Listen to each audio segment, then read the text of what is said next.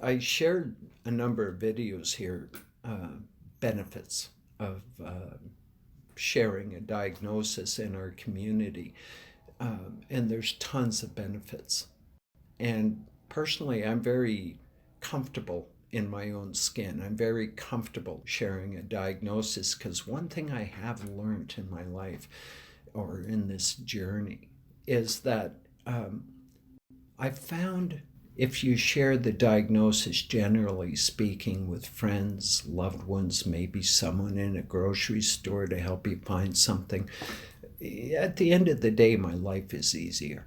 And I'm comfortable sharing a diagnosis. Like I said, I don't let stigma get the best of me. So I don't have preconceived perceptions, towards sharing a diagnosis, or I'm not uncomfortable. But there is something that I noticed.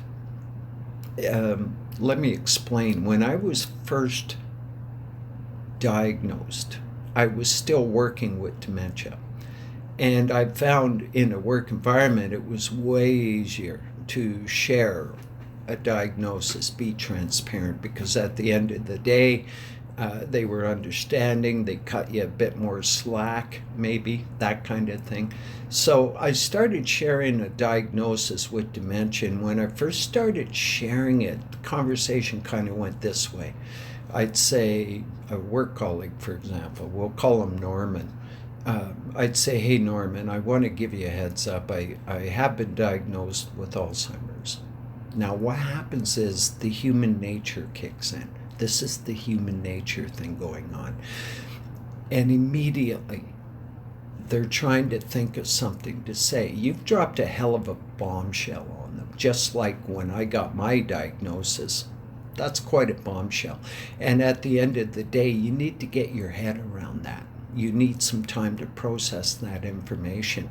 So when I tell Norman I had a form of dementia, felt awkward because he's trying to think of something to say to me. It's a human nature thing. They're trying to, maybe console me, that kind of thing.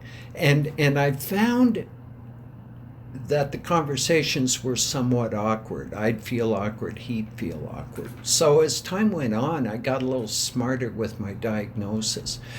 And what I would do would be try deflect from the diagnosis after I said it to give them some time to actually process what I'm telling them, because you need a bit of time to get your head around it. So as time would go on, I'd go, hey, Janet, I just wanted to share I've been diagnosed with Alzheimer's. And then I would follow up with a smile and say, as you can see, I'm doing just great. And then I would change the subject right away. I would not wait for them to try give me some sort of reply to it. I want to give them time to process that information. So I go, hey, Janet, I just want to give you a heads up. I have a form of dementia. Just thought it'd be easier in my world to let you know. On top of that, I'm really happy to share with you that I'm doing really well. And I need to ask you, did you send me that report I needed? I can't quite remember, but did you send that? Because I looked through my emails, I couldn't find it. So here's the thing.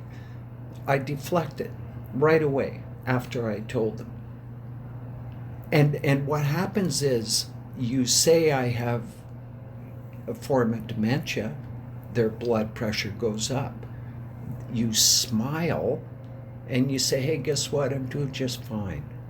Their blood pressure goes down. You've calmed them down. And then by deflecting the subject, right?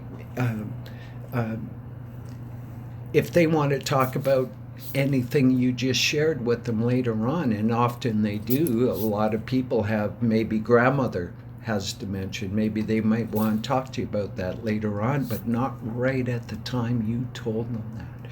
So it's important to deflect after you tell them. So there's a number of ways you can share it, and you have to think about how you're going to do it, but remember the basic concept I'm telling you here. That's important to remember. And you're going to make the person feel more comfortable. You're going to feel more comfortable. It's an easier way to share it. And you're giving them time to process what you just told them. Because, hey, it's a bombshell for them as well as you, right? So understand that. So give them the elbow room that they need to process what you just told them. And when they do reach out to you and when they do talk to you, they've thought it through. They got their head around it. They have an idea what they want to say and do, and it'll be a more comfortable conversation.